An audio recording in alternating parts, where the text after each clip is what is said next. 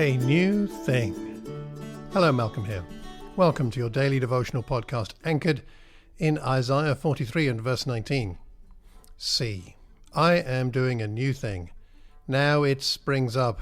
Do you not perceive it?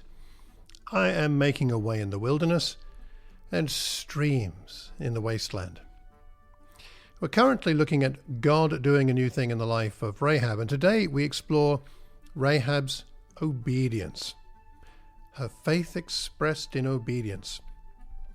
In Joshua chapter 2, I'll paraphrase verses 17 to 21, the spies say to Rahab that they will be released from their oath to protect her if, when they invade the land, you do not, they say, tie this crimson cord in the window through which you let us down, and you do not gather into your house your father, your mother, your brothers, and all your family. If any of you go out of the doors of your house into the street, they shall be responsible for their own death.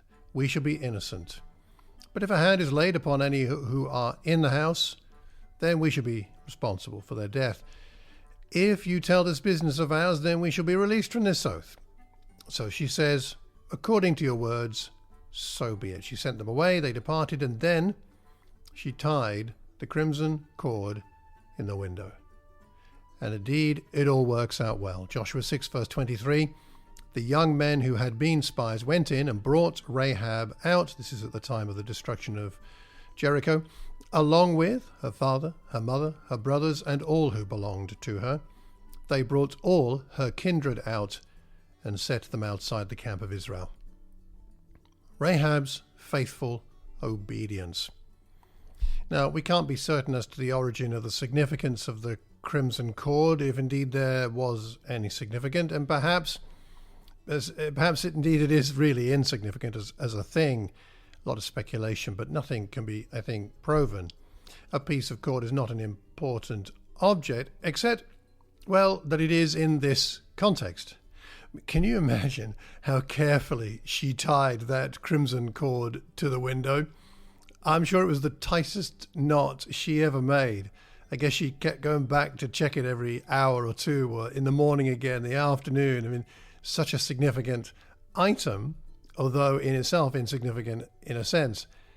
I wonder even if she had some scarlet cord handy. Perhaps she had some blue cord or green cord or plain brown or white cord, but that wasn't good enough, was it? She put the right color cord in the window, not only putting the cord there, but the right color. Did she risk people asking her why she had put the cord out of her window? Surely somebody would notice. How would she explain it? She took some risks. But her obedience was immediate, precise, and courageous. Her faith was demonstrated in this obedience. What saved her was not the cord as such, but her faith in the God who revealed the significance of the cord for her salvation and that of her family. It reminds us of James 2:24 to 26, the discussion about works and faith.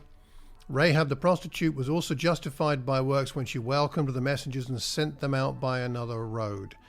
James makes the point that faith and obedience go together. Faith without works is dead. You know, when you and I were baptized into Christ as an act of obedience, something very profound and significant happened in our baptism, but it's not magic, is it? Our sins are washed away, not because we get wet, but because we have faith in God. He saves us because we trust Him to do so. So why not take some time today to pray and to thank God for your salvation and ask Him to continue to help you to live a life of trusting obedience. In the end, what saved Rahab was her faith in the God who gave her the channel for her salvation. God has been so kind and gracious to us in the same way. So today might be a great time to thank Him for that and ask Him, strengthen me, God, to live a life of obedient faith. And I hope you find your heart, your life, your congregation, and your world inspired by God doing a new thing. Till tomorrow, take care. And God bless.